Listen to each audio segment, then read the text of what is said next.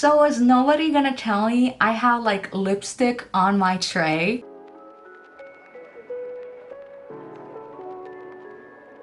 Hey, welcome to my video. If you're from my Instagram, I love you, and if you're not from my Instagram, love you all the same. Welcome to Monthly Book Club, a series that is exactly how it sounds, where I tell you what I read each month and what I thought about it. Now, disclaimer as always, before we begin, I'm never here to bash authors or books in general. I am here though to tell you my honest opinion about what I thought of a book. So I will be honest if something doesn't work out for me, but honestly, I don't think there's a need to be rude. So I never want to do that. And I also never want to discourage you personally from reading any type of book. Even if I rate a book low or even DNF, if you wanted to read it, I still encourage you to do so, because obviously reading is very subjective. And the reason that I maybe dislike the book might actually be the reason that you love it. So obviously I always encourage you to do your own research. And then if you have a different opinion than me, comment down below and let's talk it out. Respectfully, of course. Anyway, now that we have that out of the way, I want to talk to you a little bit about my rating system so that you could understand better why I rate things the way I rate them. And I'm just gonna pop up my rating systems on the screen for you right now, because I normally tend to over-explain and just a little simple graphic will do. But yeah, basically that's how I rate books. Obviously, it is all subject to change at any point, and I will let you know if and when that happens. Now that we have that out of the way, let's begin. So the first book I read this month was Pretty Rings and Broken Things. Now, short summary first, as always, this is a story about Winnie's ex-fling who secretly films their encounter together and threatens to expose it. Now, in order for that to go away, basically Winnie has to go into an arranged marriage with her family's rival, who soon realizes that he actually wants to keep her, and so that's where we're at. So I rated this one 4 stars and 2 chili peppers. Now, 2 chili peppers is sort of my standard rating for most books, and 4 stars is not that common for me. Usually my baseline is 3 stars, which for me, like you read, just means that it's a decent, good book that I would maybe read again. So overall, this was a very good read in my opinion. I liked both main characters, especially the male main character, who sort of seems to have his morals in order, but he also starts yearning for his wife as soon as he realizes that he does in fact like her. And there were a lot of my wife moments in this book, which brings all the drama, and I have all the time in the world for it, and I just love that. Now, one thing to note is that there is a 10-year gap between them. However, I completely forgot about this fact once I actually initially found out about it. Now, as far as the smut goes, it definitely had some really hot scenes, and another bonus for me personally is that there was no third act breakup. Thank you. But there was a third act twist, which I found really interesting and definitely spiced the story up, but did make me frustrated to no end because of a simple misunderstanding. If you read romance or smut novels, you know. So yes, I really did enjoy this read. It was a great way to start the month, and I would definitely read more books from this author. Now we move on to Minx by Sophie Lark. So this book is about Blake and Ramses, who are both definitely self-made and successful people who want each other as soon as they see each other, and so they agree to enter into a sort of arrangement that ends up consuming them both. Now, I will say this was a very wild ride. I did end up rating this book 3 stars, but as far as spice goes, I would rate it 3 or maybe even 4 chili peppers. Now, let me explain. Overall, once I started reading this book, it had a very interesting plot from the jump, and definitely unlike anything I've read before. I really like both of the main characters.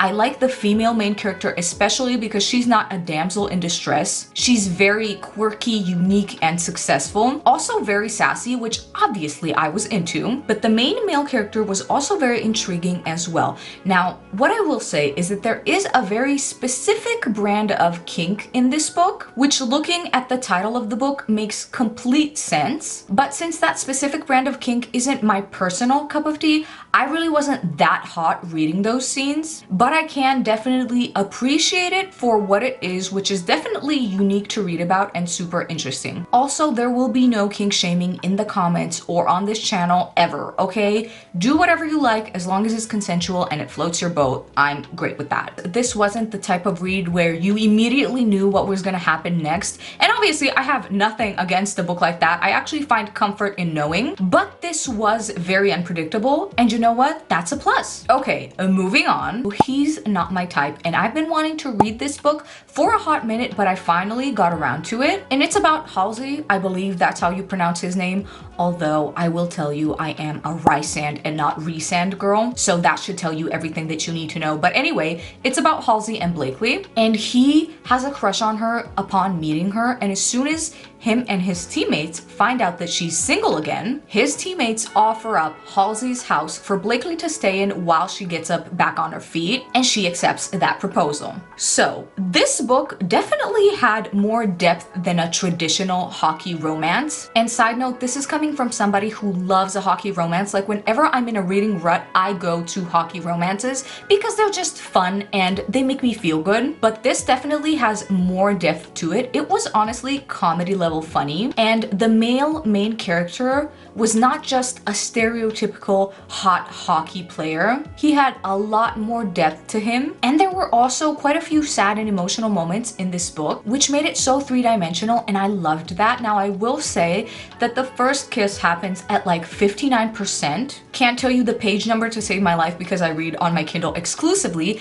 but 59%. However, also, with that being said, the slow burn is definitely very good. So I didn't mind it. There's also the one bed trope present, which I just eat up every single time. I just love the drama of, oh no, there's only one bed, whatever will we do? And it's like, we all know what's gonna happen here, so let's just get to it. But yeah, definitely more of a complex read than I was expecting, and I did overall love it and will definitely make time to read it at some point in the future again. Oh, with that being said, I don't even know if I told you what I rated this book yet. It gets 4 stars from me and 3 chili peppers, exclusively because there is a certain scene where a certain action is being performed on the male main character that I definitely don't read about in every single book, and I appreciated it, but I'm not gonna spoil it any more than that. Okay, moving on. Now we must move on to Bride by Ali Hazelwood.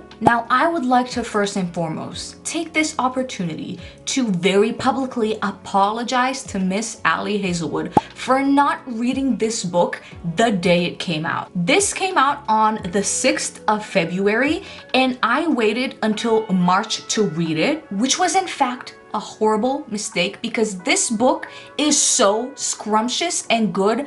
I enjoyed it immensely. Okay, so before I really dive into it, it's about Misery, and yes, that is the main female character's name, and Lo, who get into this arranged marriage to keep an alliance. Now, the twist is that Misery agrees to this marriage because of her own ulterior motives, but she does believe that Lo hates her. However, what she doesn't know is the fact that he recognizes her as her mate immediately upon meeting her, and because of that tries to stay away even though they're married, and that's sort of impossible.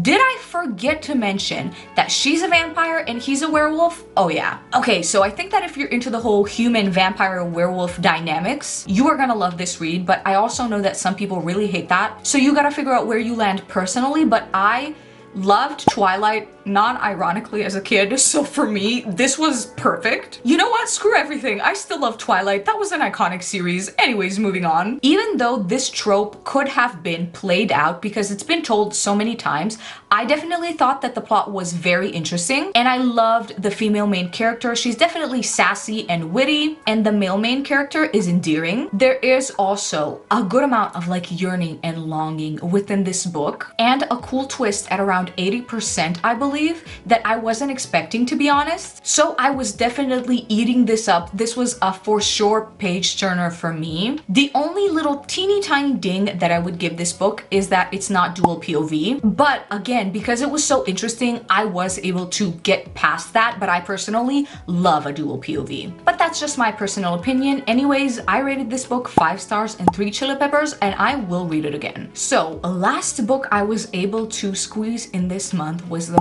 mark of chaos and creation. Now, one thing I have to mention is that this is a sci-fi high fantasy novel. I wouldn't exactly call it romance. In fact, I rated it 0 chili peppers. I think like 1 kiss happens, and that's the most of it. But I also don't need every single book to be romance and or spice adjacent, even though that's what I read most of. If it is a good story, I will read a young adult fantasy. So that's the disclaimer. Now, the book itself is about Cara Levine, who watches her best friend get abducted and she assumes killed by tyrants, and that shapes her whole life essentially, to where she then joins the rebels because she believes that the alien empire must be stopped. And then in a way she infiltrates them to get close to the main prince, and at that point she discovers that everything might not be as black and white as she thought it was. So I personally love and adore sci-fi fantasy novels. I love getting immersed into that world, but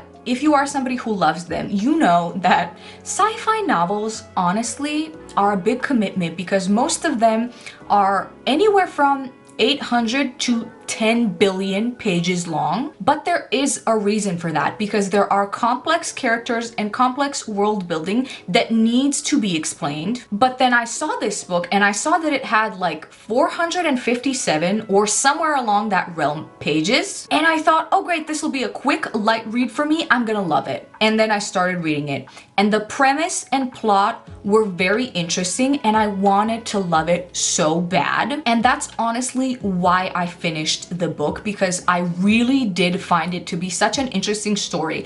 But I will say that I personally, for about 2/3 of the book, felt like I was missing key points of information that would have really helped me dive into this work even more. Now, with that being said, the book wasn't hard to understand or hard to follow. I was able to follow along. However, like I said, I felt like I was missing information the whole time, and at a certain point that got me really frustrated. But because I was so interested in the plot, I was like, I'm not gonna DNF this book, I'm gonna finish it. And I'm very glad I did, and let me tell you why. So like I said, because this is a high fantasy novel, there is no like Bob from accounting character in there, you know? You can't just fill in the blanks by yourself. And once the initial storyline had been explained, I felt like every once in a while a question would pop up, and then that specific question would get answered, but then 3 new would pop up in my mind in its place. And that did become very frustrating at a certain point, especially because this was happening to me for about 2/3 of the book.